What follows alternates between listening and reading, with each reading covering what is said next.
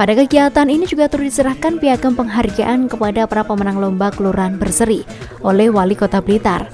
Dalam rangka Hari Lingkungan Hidup, bukan hanya pemerintah Kota Blitar saja yang bergerak, namun juga peran serta masyarakat dari tingkat kelurahan sangat dibutuhkan. Oleh itulah, melalui lomba Kelurahan Berseri turut mengajak masyarakat akan kesadarannya terhadap lingkungan sekitar dan kebersihannya. Dan inilah para pemenang lomba Kelurahan Berseri yang telah mendapatkan piagam penghargaan dari Wali Kota Blitar.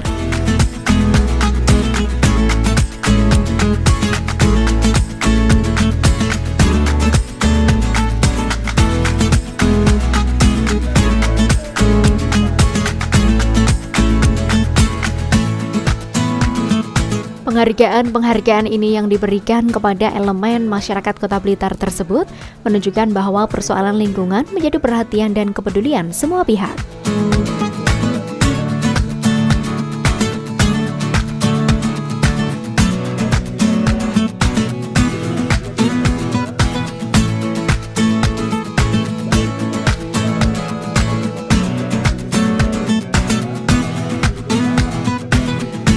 Ruang terbuka hijau kita banyak ya, selain Taman Kehati, kita mempunyai Taman Pakunden, Taman Bendo, kemudian Taman Rembang, Kebon Rojo itu sebagai hutan kota ya, di sana ada juga satwa di sana.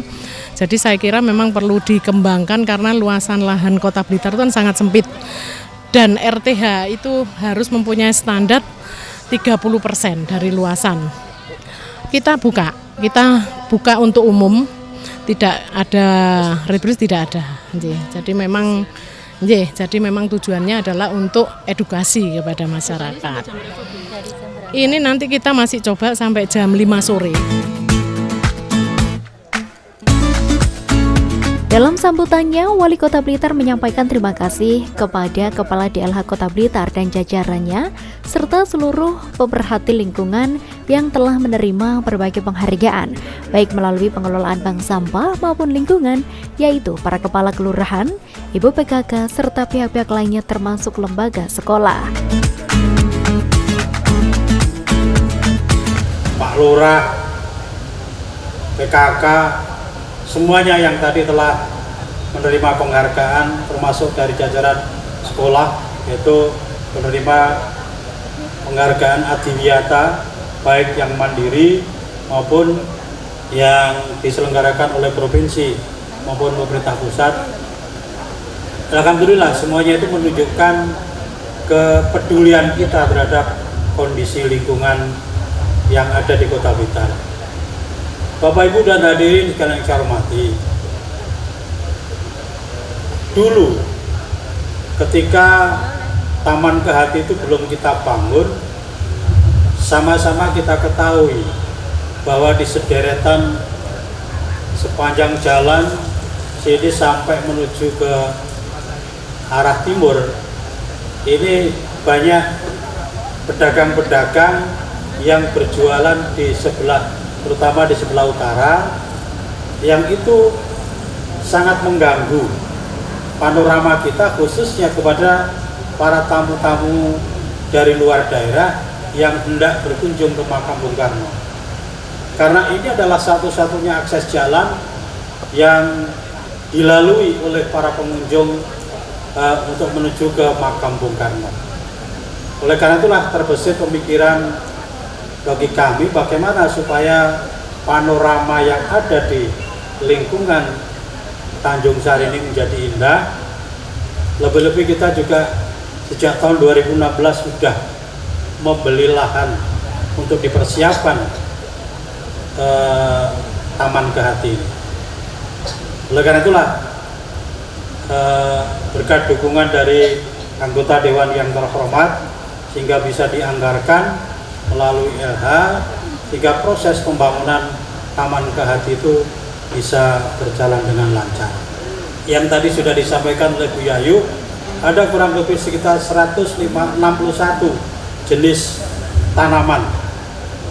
Ini bagian sekaligus untuk mengedukasi kepada masyarakat, kepada anak-anak, bahwa banyak tanaman-tanaman yang ditanam di Taman Kehati ini untuk memperkenalkan kepada anak-anak kita, kepada generasi penerus kita, sekaligus agar mereka juga ikut menjaga lingkungan supaya tetap asri, sama seperti yang dilakukan oleh sekolah-sekolah adiwiyata baik yang mandiri maupun yang non mandiri. Alhamdulillah upaya itu telah membuahkan hasil. Sekarang ini kalau kita lihat, alhamdulillah tanaman-tanaman bunga-bunganya juga sudah tumbuh dengan subur. Walaupun ini kita masih berada di musim kemarau, dalam satu hari itu tidak kurang dari 70 ton sampah di Kota Blitar. Bayangkan, kalau itu tidak ditangani dengan baik, bagaimana kebersihan Kota Blitar ini? 70 ton, baik.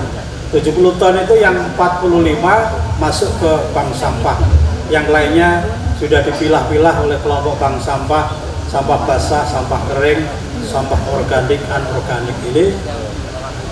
Nah, inilah makanya sampai saya pernah memerintahkan pada Bu Yayu ini, karena di wilayah kabupaten itu ada orang yang kreatif menciptakan inovasi bagaimana plastik itu bisa diproses sehingga bisa menghasilkan bahan bakar minyak.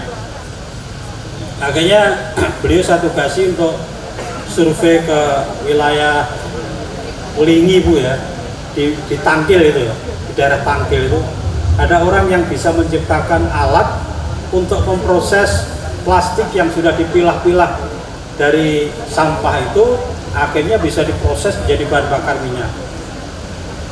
Ya, akhirnya saya minta untuk membeli salah satu alat yang diciptakan itu, dan alhamdulillah sampai sekarang juga masih bisa difungsikan sedikit banyak, karena plastik itu adalah sampah yang sulit diurai. Satu-satunya cara ya diproses, dibakar dengan alat yang sudah diciptakan oleh warga Ulingi, inovasi kali itu.